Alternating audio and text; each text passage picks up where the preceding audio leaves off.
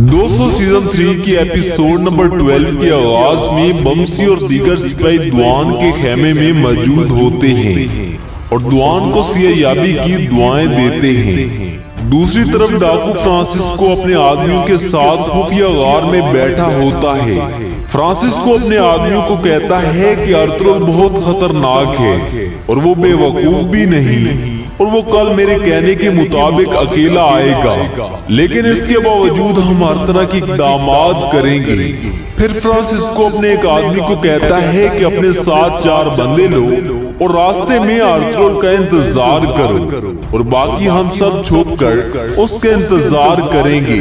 अगर वो अकेला नहीं आता तो सबको मार देना और फिर यकीनन इन खवातीन को भी मरना होगा। दूसरी जानिब हाली बाजार के सराय में ताजिर हसन सिमोन को अमाद और फ्रांसिस्को के बारे में बताता है और कहता है कि वो आपस में कुछ बातचीत कर रहे थे, लेकिन हम उनकी बात नहीं सुन सके।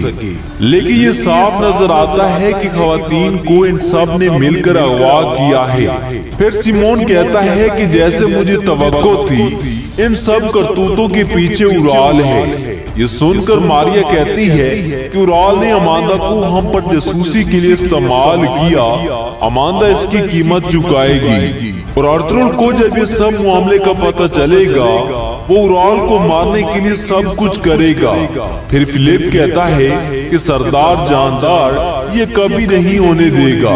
इस पर मारिया कहती है कि जब हम अमांदा को अर्थुल के हवाले करेंगे तो बाकी काम खुद ब खुद हो जाएगा। फिलिप कहता है कि अगर अमांदा ने अर्थुल को वो सब कुछ ना बताया जो हम चाहते हैं तो फिर हम क्या करेंगे।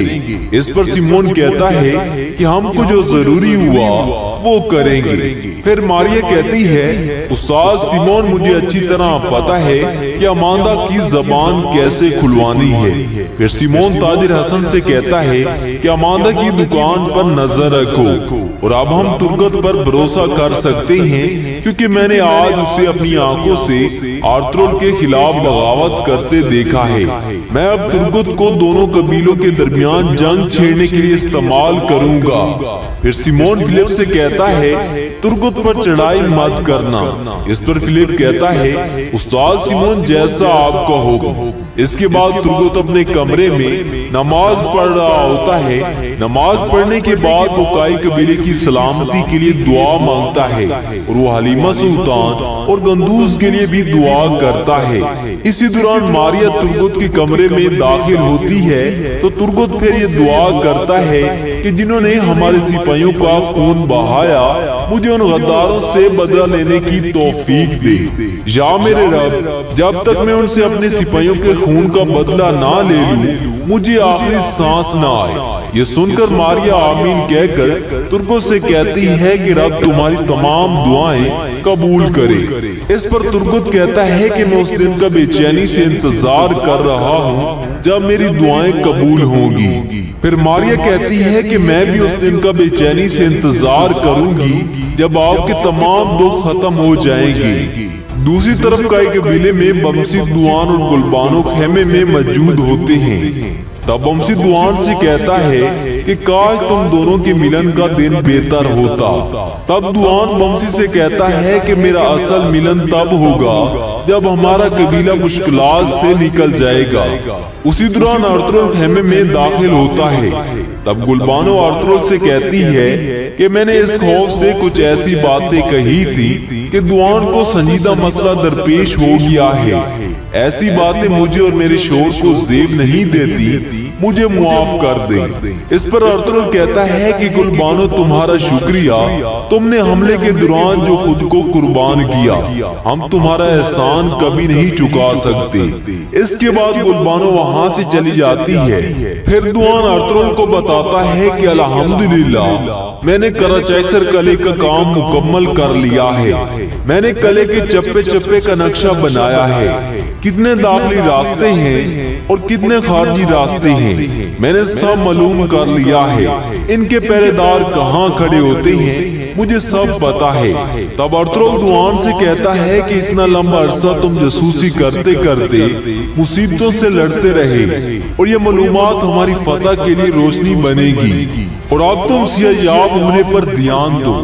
پھر دوان ارطغرل سے کہتا ہے کہ کاش بھائی میں آپ کے ساتھ جا سکتا۔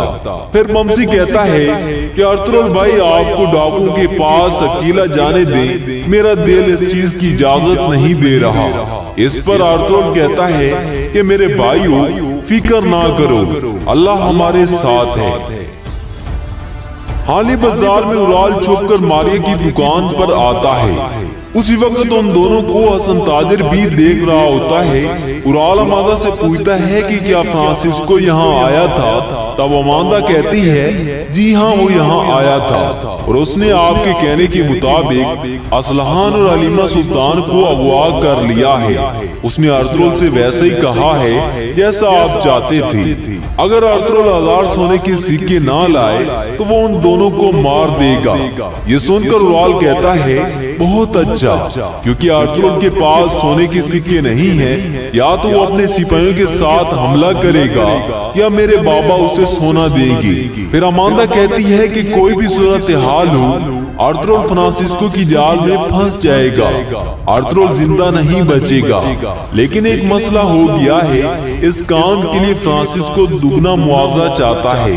پھر اورال کہتا ہے کہ ایک ڈاکو سے اور کیا توقع کی جا سکتی ہے، لیکن اماندہ ایک بات یاد رکھنا، اگر اسے پتہ چل گیا اس کام کے پیچھے میں ہوں تو میں تمہارا گلا کاٹ دوں گا۔ پھر اماندہ کہتی ہے کہ آپ فکر نہ کریں، اسے پتہ نہیں چلے گا۔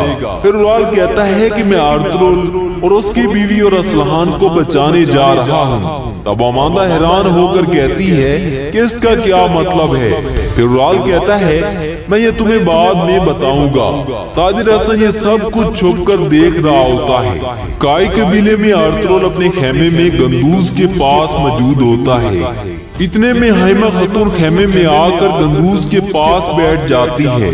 ارطغرل گندوز کو پیار کرتے ہوئے کہتا ہے اللہ آپ کو صحت عطا فرمائے، اور گندوز تم اپنی ماں کی واپسی تک ٹھیک ہو جاؤ گے انشاءاللہ۔ اس کے بعد ارطغرل سونے کا تھیلا اٹھا کر روانہ ہونے کی تیاری کرتا ہے تو حائمہ خاتون ارطغرل کو گلے لگا کر کہتی ہے اللہ نگہبان ہو میرے بیٹے، اللہ تمہاری حفاظت کرے، اللہ تمہیں بری نظر سے بچائے، اور پانی کی طرح بہتے ہوئے جاؤ اور واپس آؤ۔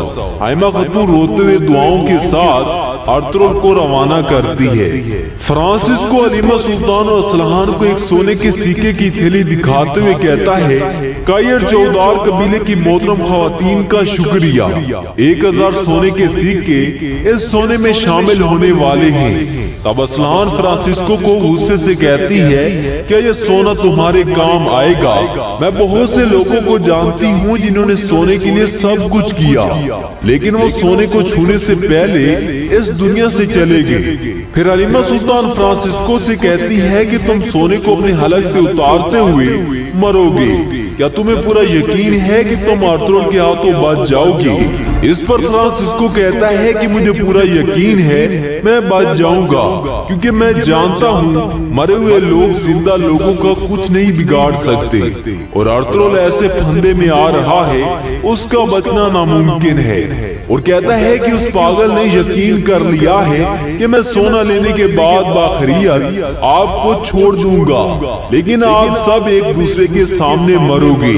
اس کے بعد اسلحان اور علیمہ سلطان اپنے ہاتھ کھولنے کی کوشش شروع کرتی ہیں، جبکہ دوسری طرف ارطغرل بڑی تیزی سے گھوڑا بھگاتے ہوئے علیمہ سلطان اور اسلحان کو بچانے کے لیے جا رہا ہوتا ہے۔ حالی بازار میں الیار موجود ہوتا ہے تو اسی وقت اورال کے منصوبے کے مطابق اماندہ الیار کے پاس آ کر کہتی ہے جو کچھ ہوا مجھے اس کا افسوس ہے، اور حضور میں نے آپ کو کچھ بتانا ہے۔ میرا خیال ہے میں جانتی ہوں کہ اسلحان اور علیمہ سلطان کو کس نے اغوا کیا ہے۔ یہ سن کر الیار پوچھتا ہے کہ کس نے اغوا کیا ہے اور تم کیا جانتی ہو؟ پھر اماندہ کہتی ہے کہ اس کا نام فرانسسکو ہے، وہ اکثر بازار نہیں آتا کیونکہ وہ سیمون کا سب سے بڑا دشمن ہے۔ پھر الیار کہتا ہے کہ اس کا ہماری عورتوں کے اغوا سے کیا لینا دینا۔ الیار اور اماندا جب یہ باتیں کر رہے ہوتے ہیں تو اورال یہ باتیں چھپ کر سن رہا ہوتا ہے۔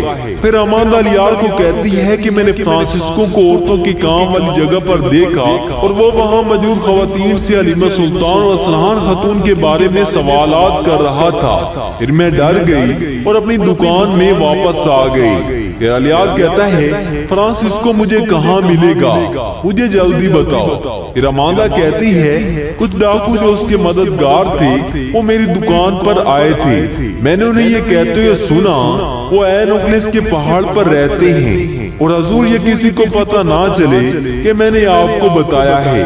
پھر الیار غصے میں وہاں سے نکل جاتا ہے۔